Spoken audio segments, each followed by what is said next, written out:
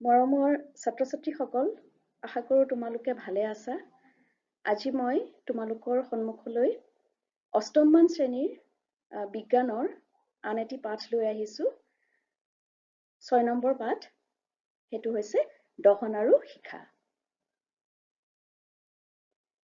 আমি ঘৰত, উদ্যোগত আৰু মটৰ গাড়ী চলাওঁতে বিভিন্ন ইন্ধন ব্যৱহাৰ কৰোঁ।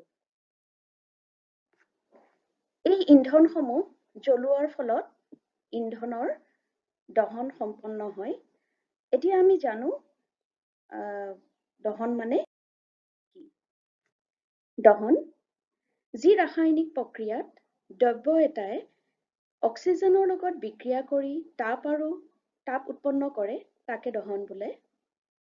যি দ্ৰব্যৰ দহন হয় তাক দাহ্য পদাৰ্থ বোলে, আৰু যাৰ দহন নহয় তেনেবোৰ পদাৰ্থক অদাহ্য পদাৰ্থ বোলে।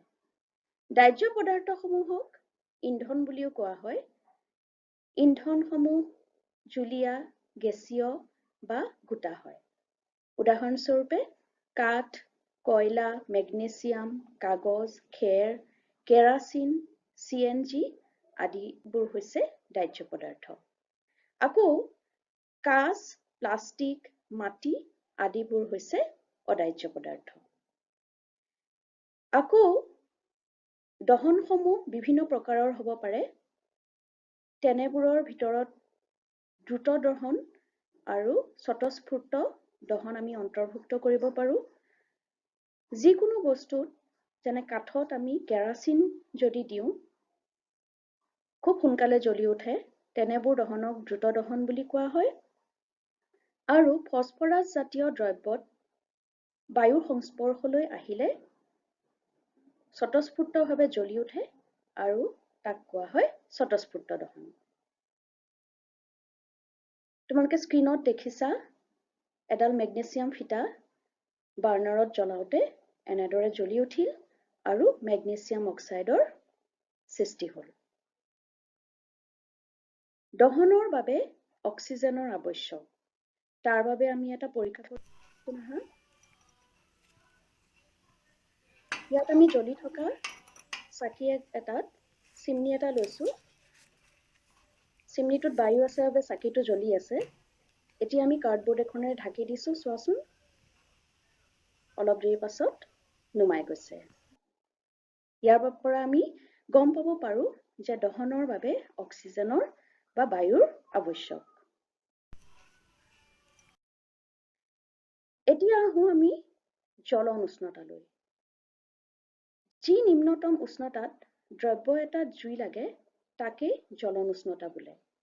উদাহৰণস্বৰূপে কাঠ বা কয়লা জ্বলাবলৈ কাগজ বা কেৰাচিন তেল ব্যৱহাৰ কৰা হয়। আৰু কেনেবাকৈ কাঠ বা কাগজত পানী লাগিলে জুই জ্বলাবলৈ অসুবিধা হয়। অৰ্থাৎ দাহ্য পদাৰ্থত যেতিয়া জুই নালাগে বা নুপুৰে, তেতিয়া ইয়াৰ উষ্ণতা জ্বলন উষ্ণতাতকৈ কম হৈ থাকে।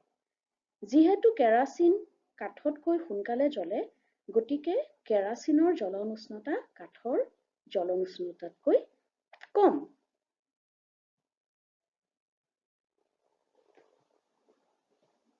কেতিয়াবা কি হয়, অতি গ্ৰীষ্ম অঞ্চলত আৰু খুব গৰম পৰিলে ঘাঁহবোৰ শুকাই থাকে, তেতিয়া সেই অঞ্চলত জুই জ্বলিব পাৰে আৰু তাৰ পৰা গছ-গছনি অৰ্থাৎ গোটেই অঞ্চললৈ জুই বিয়পি পৰিব পাৰে।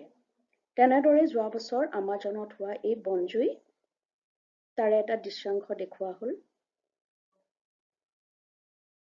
এতিয়া চোৱা, আমাৰ ঘৰত বা ফেক্টৰীত কেতিয়াবা যদি জুই জ্বলে বা জুইৰ জ্বলা ঘটনা সংঘটিত হয়, তেতিয়া আমি কি কৰিম? প্ৰথমতে আমি বালি আৰু পানীৰে জুই কিছু পৰিমাণে নিয়ন্ত্ৰণ কৰিব পাৰিম। কিন্তু যিহেতু বৈদ্যুতিক যন্ত্ৰপাতি আদি থাকে, সেইবাবে পানী ব্যৱহাৰ কৰিলে হয়তো তাৰ পৰা অপকাৰহে হ'ব পাৰে। গতিকে আমি কি ব্যৱহাৰ কৰিম? অগ্নি নিৰ্বাপক যন্ত্ৰ ব্যৱহাৰ কৰিম। অগ্নি নিৰ্বাপক যন্ত্ৰত কাৰ্বন ডাই অক্সাইড খুব উচ্চ চাপত তৰলীকৃত অৱস্থাত সংৰক্ষণ কৰি ৰখা থাকে আৰু এই কাৰ্বন ডাই অক্সাইড হৈছে উত্তম অগ্নি নিৰ্বাপক আৰু এই কাৰ্বন ডাই অক্সাইডে যেতিয়া আমি অগ্নি নিৰ্বাপক যন্ত্ৰৰ দ্বাৰা আমি নিয়ন্ত্ৰণ কৰোঁ তেতিয়া ই কম্বলৰ দৰে সেই জুইখিনি চানি ধৰে আৰু জুই নুমুৱাত সহায় কৰে এয়া এক দৃশ্যাংশ দেখুওৱা হৈছে এতিয়া কেনেবাকৈ মানুহৰ গাত যদি জুই লাগে তেনেহলে আমি কি কৰিম ইয়াত এটা ডেমো দেখুওৱা হৈছে প্ৰথমতে মানুহজনৰ গাত আমি কম্বলেৰে মেৰিয়াই ল'ব লাগিব আৰু মানুহজনক লাহেকৈ মাটিত বগৰাই দিব লাগিব এয়া হৈছে জুই পৰাৰ পৰা হাত সৰাৰ সহজ উপায় এতিয়া আহিলো আমি জুইৰ শিখালৈ তোমালোকে লক্ষ্য কৰিছা যে বিভিন্ন শিখাৰ ৰং বেলেগ বেলেগ হয় যেনে মমবাতিৰ শিখা বা লেমৰ শিখা বা গেছ ষ্ট'ভৰ শিখা সকলোৰে ৰংবিলাক শিখাৰ ৰং বেলেগ বেলেগ হয় ইয়াত মই মমৰ শিখা এটা লৈছো তোমালোকে দেখিছা চিত্ৰত এটা জ্বলি থকা মম ইয়াত বহিঃমণ্ডলত সম্পূৰ্ণ দহন হয় আৰু এই মণ্ডল হৈছে নীলা বৰণৰ আটাইতকৈ ভিতৰৰ অংশ চোৱা তাত ক'লা বৰণৰ এটা মণ্ডল আছে তাত দহন সংঘটিত নহয় ক'লাৰ চাৰিওফালে হালধীয়া বৰণৰ এক মণ্ডল আছে তাত আংশিকভাৱে দহন হয়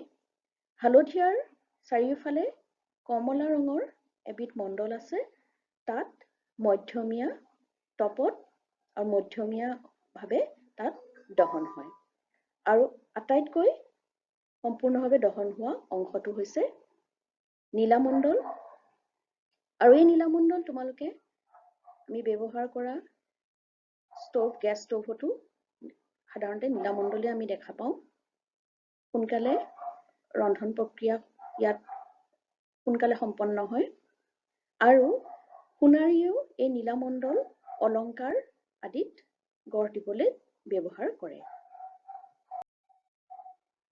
এতিয়া ইন্ধনসমূহ আমি ব্যৱহাৰ কৰিম কিন্তু কোনটো ইন্ধন আমাক বেছিকৈ প্ৰয়োজন বা কোনটো ইন্ধন আমি বাছি ল'ম তাৰ বাবে আমাক ইন্ধন আৰু ইন্ধনৰ দহন ক্ষমতাৰ বিষয়ে আমি জানিব লাগিব ঘৰুৱা আৰু ঔদ্যোগিক ক্ষেত্ৰত তাপ শক্তিৰ উৎস হ'ল প্ৰধানকৈ কাঠ এঙাৰ পেট্ৰল কেৰাচিন আদি ইন্ধনসমূহ ইন্ধন এবিধৰ 1 কিলোগ্ৰাম পৰিমাণৰ সম্পূৰ্ণ দহনত উৎপন্ন হোৱা তাপ শক্তিৰ পৰিমাণক ইন্ধনটোৰ কেলৰি মান বোলে ইন্ধন এটাৰ কেলৰি মানক কিলোজুল প্ৰতি কেজি বা কিলোগ্ৰাম এককত জোখা বা প্ৰকাশ কৰা হয় উদাহৰণস্বৰূপে LPG গেছৰ কেলৰি মান হৈছে 55,000 কিলোজুল প্ৰতি কেজি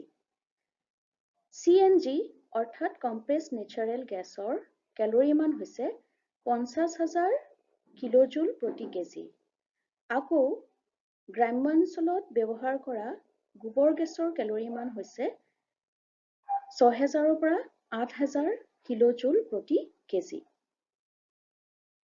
গতিকে প্ৰতি কেজিত আমি যিমান বেছি পৰিমাণৰ তাপ পাওঁ সেই ইন্ধনকে আমি ব্যৱহাৰ কৰিম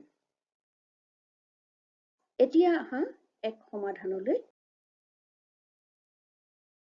এটা ইন্ধন 4.5 কেজি সম্পূৰ্ণভাৱে পুৰা হ'ল অৰ্থাৎ 4.5 কেজি ওজনৰ ইন্ধন এটি সম্পূৰ্ণভাৱে পুৰা হ'ল আৰু উৎপন্ন হোৱা তাপৰ পৰিমাণ হ'ল 1,80,000 কিলোজুল গতিকে কেলৰি মান আমি কেনেদৰে পাম দিয়া আছে পৰিমাণ হৈছে ইন্ধনটোৰ পৰিমাণ হৈছে 4.5 কেজি আৰু তাপৰ পৰিমাণ হৈছে 1,80,000 কিলোজুল গতিকে আমি তাপৰ পৰিমাণৰ লগত ইন্ধনৰ পৰিমাণ আমি হৰণ কৰিলে আমাৰ কেলৰি মান ওলাব। ইয়াত কেলৰি মানৰ পৰিমাণ হ'ল 40,000 কিলোজুল প্ৰতি কেজি। আমি দৈনন্দিন জীৱনত সকলোৱে কম বেছি পৰিমাণে ইন্ধন ব্যৱহাৰ কৰোঁ। কিন্তু ইন্ধন ব্যৱহাৰৰ ফলত আমাৰ পৃথিৱীখন কেনেদৰে ক্ষতি হৈছে? হয়, ইন্ধন ব্যৱহাৰৰ বা ইন্ধন দহনৰ ক্ষতিকাৰক দিশ কিছুমানো আছে। দহনৰ ফলত উৎপন্ন হোৱা কাৰ্বনৰ কণাই শ্বাস-প্ৰশ্বাস আদিৰ বিভিন্ন বেমাৰৰ সৃষ্টি কৰে, যেনেকৈ এজমা। দহনৰ ফলত উৎপন্ন হোৱা কাৰ্বন মনক্সাইড গেছ অতি বিষাক্ত।